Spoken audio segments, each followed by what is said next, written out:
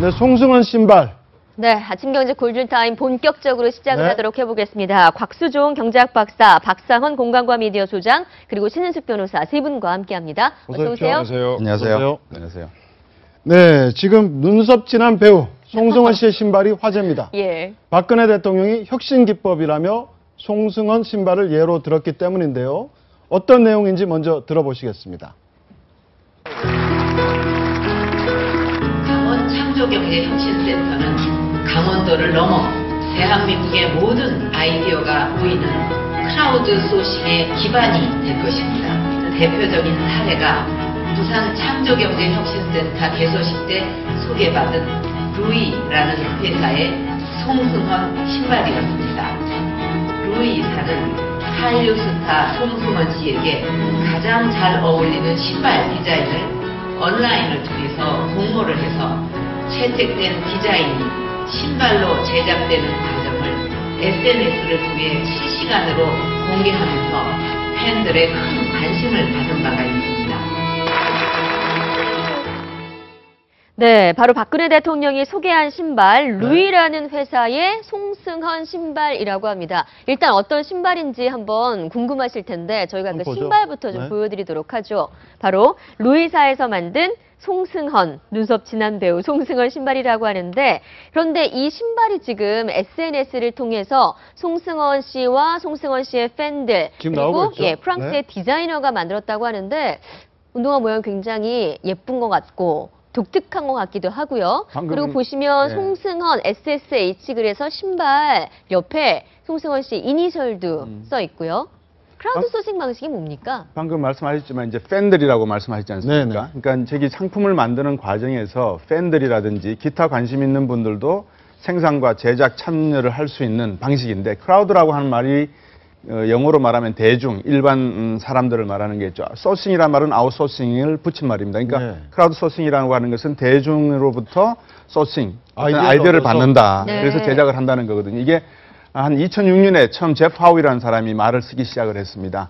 지금까지는 아이튠을 비롯해서 아마존, 그다음에 골드컵, 그러니까 금강을 개발하는 데 있어서까지 역시 다른 사람 대중으로부터 아이디어를 받아서 금강 개발을 하고 있고, 이게 가장 뭐라 그럴까요? 꽃을 피웠다라고 할까요? 알래스카의 1980년대 후반에 기름 유출 사건이 한 번 있었었죠.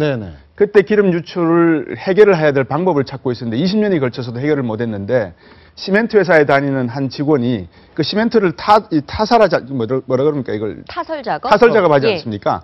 타설 작업할 때 이렇게 계속 두드리잖아요. 거기서 아이디어를 얻어서 바다 밑에 침전해 있던 기름들을 끌어올리는 방식을 계속 두드리자 해서 끌어올려서 20년 동안 해결 못하던 문제를 해결했다. 그래서 이때부터 이제 상당히 아웃소싱 밖에 일반 대중들도 참여하는 크라우드 소싱에 대한 관심이 높아져서 지금은 웹 버전 2.0을 비롯해서 아이튠 유니버시티를 만들어서 동영상이라든지 다양한 대중으로부터의 아이디어를 지금 받고 있는 그런 상황입니다. 네.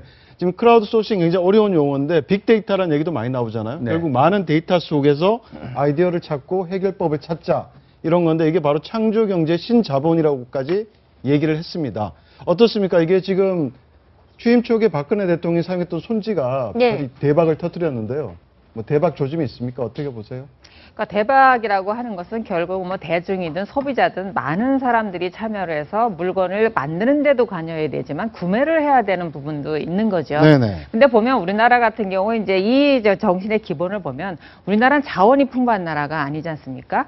그렇다면 창조적인 아이디어를 가지고 고부가 가치 산업을 만들어내자 이건데, 방금 화면에서 보신 신발이 일반적인 신발하고 사실 그렇게 보면 별반 다르지는 않아요. 근데 이걸 만드는 과정에서 공모를 했죠. 이 배우한테 가장 잘 어울릴 수 있는 신발이 무엇이냐, 이걸 만들겠다. 그러니까 많은 사람들이 관심을 이끌고 그걸 만들어졌을 때 굉장히 많이 팔릴 수 있다라는 거죠. 그래서 이 아이디어를 가지고 성공하고 있는 거라서 우리나라 현실에 있어서는 아주 적합한 방법이라고 생각을 합니다. 네, 알겠습니다. 네, 트렌드를 예측할 수도 있고 시장의 목소리에 즉각적으로도 반응을 할 수 있고, 이 크라우드 소싱이 박근혜 대통령이 말한 것처럼 어떻게든 창조 경제의 하나의 어떤 좀 활력소를 줄 수 있지 않을까라는 생각이 드는데요. 네, 얼마 전에 우리 정주영 현대 회장도 아이디어를 냈었죠. 아산만 방조제 공사할 때 그 물살이 센 지역을 막을 수가 없었는데 유조선, 폐유조선을 갖다가 설치해서 냈지 않습니까? 그런 아이디어를 대중으로부터 받자는 거죠.